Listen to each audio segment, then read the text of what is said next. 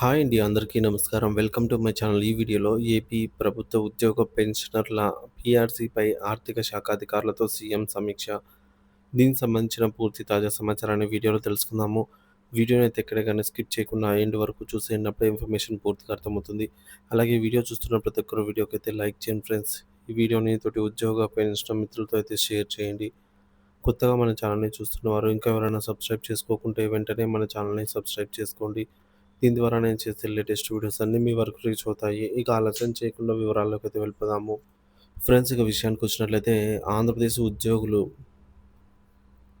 ప్రభుత్వ ఉద్యోగులు, ఉపాధ్యాయులు, పెన్షనర్ల ఆవేదన. సకాలంలో అందని పీఆర్సీ, పేరుకుపోతున్న బకాయిలు. ఆంధ్రప్రదేశ్ రాష్ట్రంలో ప్రభుత్వ ఉద్యోగులు, ఉపాధ్యాయులు మరియు పెన్షనర్లు తీవ్రమైన ఆర్థిక అనిశ్చితి ఎదుర్కొంటున్నారు. రాజ్యాంగబద్ధంగా మరియు నిబంధనల ప్రకారంగా తమకు సకాలంలో అందాల్సిన వేతన సవరణ, పీఆర్సీ, కరువు భత్యం, డీఏ మరియు ఇతర ఆర్థిక ప్రయోజనాలు ఏళ్ల తరబడి జాప్యం అవుతుండటంతో వారు తీవ్ర ఆవేదన వ్యక్తం చేస్తూ ఉన్నారు. ఇది ప్రభుత్వం ఉచితంగా ఇచ్చే పథకం కాదని, దశాబ్దాల తరబడి ప్రభుత్వానికి చిత్తశుద్ధితో సేవ చేసినందుకు ప్రతిఫలంగా తమకు అందాల్సిన న్యాయమైన హక్కు అని ఉద్యోగ వర్గాలు స్పష్టం చేస్తున్నాయి. ఈ జాప్యం వారి కుటుంబాల ఆర్థిక భద్రతను ప్రభావితం చేయడమే కాకుండా వారి మనోధైర్యాన్ని కూడా దెబ్బతీస్తోంది. పీఆర్సీ అంతులేని జాప్యం, తీవ్ర ఆర్థిక నష్టం. ప్రభుత్వ ఉద్యోగుల వేతనాలను ప్రతి 5 ఏళ్లకోసారి ద్రవ్యోల్బణం, జీవన వ్యయం మరియు ఆర్థిక పరిస్థితులకు అనుగుణంగా సవరించడానికి వేతన సవరణ సంఘాన్ని పీఆర్సీ నియమించడం కమిషన్ నియమించడం ప్రభుత్వాల ఆనవాయితీ. ఇది ఉద్యోగులకు పెరిగిన ధరల భారం నుంచి ఉపశమనం కలిగించడానికి, వారి జీవన ప్రమాణాలను మెరుగుపరచడానికి ఉద్దేశించబడింది. నిబంధనల ఉల్లంఘన. నిబంధనల ప్రకారంగా ప్రతి 5 ఏళ్లకోసారి కొత్త పీఆర్సీ అమలు కావాల్సి ఉండగా, గత కొన్ని దశాబ్దాలుగా ఇది 2, 3 సంవత్సరాల ఆలస్యంగానే అవుతోంది. ఈ ఆలస్యం ఒక సాధారణ ప్రక్రియగా మారిపోవడం ఉద్యోగ వర్గాల్లో తీవ్ర అసంతృప్తికి దారితీస్తోంది. తీవ్ర ఆర్థిక నష్టం. ఈ జాప్యం వల్ల ఉద్యోగులు 5 ఏళ్ల కాలానికి పొందాల్సిన ప్రయోజనాన్ని కోల్పోతున్నారు. ఉదాహరణకు 2023 జూలైలో రావాల్సిన పీఆర్సీ 2025లో అమలైతే ఆ 2 ఏళ్ల కాలానికి సంబంధించిన పెరిగిన వేతన అలవెన్సులు, తద్వారా పదవీ విరమణ ప్రయోజనాలన్నీ నష్టపోతున్నారు. ఈ నష్టం కేవలం ప్రస్తుత వేతనాలకే పరిమితం కాకుండా పదవీ విరమణ తర్వాత అందే గ్రాట్యుటీ, పెన్షన్ వంటి దీర్ఘకాలిక ప్రయోజనాలపై కూడా ప్రభావం చూపుతుంది. ఇది ఉద్యోగుల భవిష్యత్ ఆర్థిక ప్రణాళికను దెబ్బతీస్తుంది. ప్రస్తుత పరిస్థితి. 11వ పీఆర్సీ గడువు జూన్ 2023తో ముగిసింది. అప్పటి నుండి ఇప్పటికి 2 సంవత్సరాలకు పైగా గడిచినా 12వ పీఆర్సీ కమిషన్ను నియమించడం, నివేదిక తెప్పించుకోవడం, కనీసం మధ్యంతర భృతి ఐఆర్ ప్రకటించడం వంటి కనీస చర్యలు కూడా ప్రభుత్వం చేపట్టకపోవడం ఉద్యోగ వర్గాల్లో తీవ్ర నిరాశను, ఆగ్రహాన్ని కలిగిస్తోంది. ఇతర ఆర్థిక బకాయిలు. పేరుకుపోతున్న సమస్యలు. పీఆర్సీతో పాటు ఇతర కీలకమైన ఆర్థిక ప్రయోజనాలు కూడా సకాలంలో అందకపోవడం ఉద్యోగుల ఆర్థిక భారాన్ని మరింత పెంచుతోంది. కరువు భత్యం, డీఏ బకాయిలు. పెరిగిన ధరల నుంచి ఉద్యోగులకు ఉపశమనం కలిగించడానికి కేంద్ర ప్రభుత్వం ప్రతి 6 నెలలకు ఒకసారి డీఏను ప్రకటిస్తుంది. కేంద్రం ప్రకటించిన వెంటనే రాష్ట్ర ప్రభుత్వాలు కూడా దానిని అమలు చేయాలి. కానీ ఆంధ్రప్రదేశ్లో అనేక డీఏలు పెండింగ్‌లో ఉన్నాయి. 1, 2 డీఏలను ప్రకటించినా వాటిని నగదు రూపంలో చెల్లించకుండా జనరల్ ప్రావిడెంట్ ఫండ్ జీపీఎఫ్ ఖాతాకు జమ చేయడం లేదా వాయిదాల పద్ధతిలో చెల్లిస్తామని చెప్పడం ఉద్యోగులను ఆర్థికంగా ఇబ్బందులకు గురిచేస్తోంది. డీఏ బకాయిలు జీపీఎఫ్ ఖాతాలో జమ కావడం వల్ల తక్షణ ఆర్థిక అవసరాలకు అవి ఉపయోగపడవు. రెండవది, పదవీ విరమణ ప్రయోజనాలు.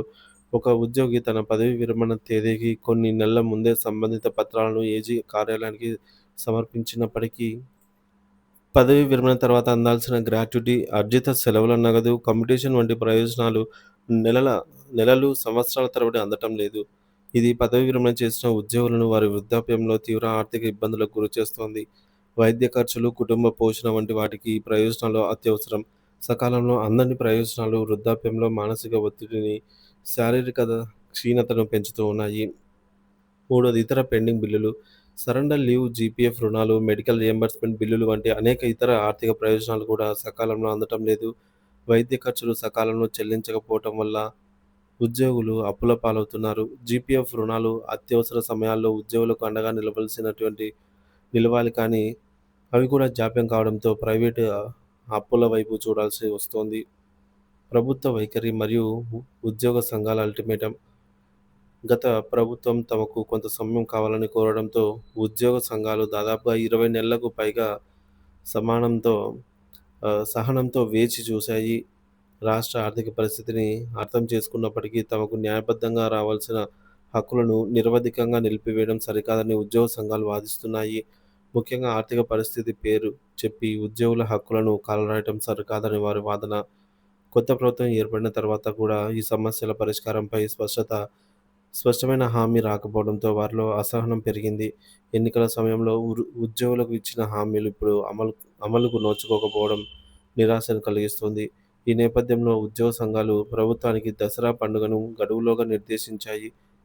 ఆలోగా తమ డిమాండ్లపై సానుకూలంగా నిర్ణయం తీసుకోకపోతే భవిష్యత్ కార్యాచరణను ప్రకటించి ప్రత్యక్ష పోరాటానికి దిగుతామని హెచ్చరించాయి. ఈ పోరాటంలో నిరసన ప్రదర్శనలు, ధర్నాలు, సమ్మె వంటి కార్యక్రమాలు చేపట్టే అవకాశం ఉంది. ప్రభుత్వ పాలనలో ఉద్యోగులు కీలకమైన భాగస్వాములు. ప్రభుత్వ పథకాలు, కార్యక్రమాలు ప్రజలకు చేరడంలో వారి పాత్ర వెలకట్టలేనిది. అలాంటి ఉద్యోగుల సంక్షేమాన్ని, హక్కులను విస్మరించడం పరిపాలన పరం పరిపాలనపై ప్రతికూల ప్రభావం చూపుతుంది. ఇది ప్రభుత్వ యంత్రాంగం నైతిక స్థైర్యాన్ని దెబ్బతీస్తుంది, పనితీరుపై ప్రభావం చూపుతుంది.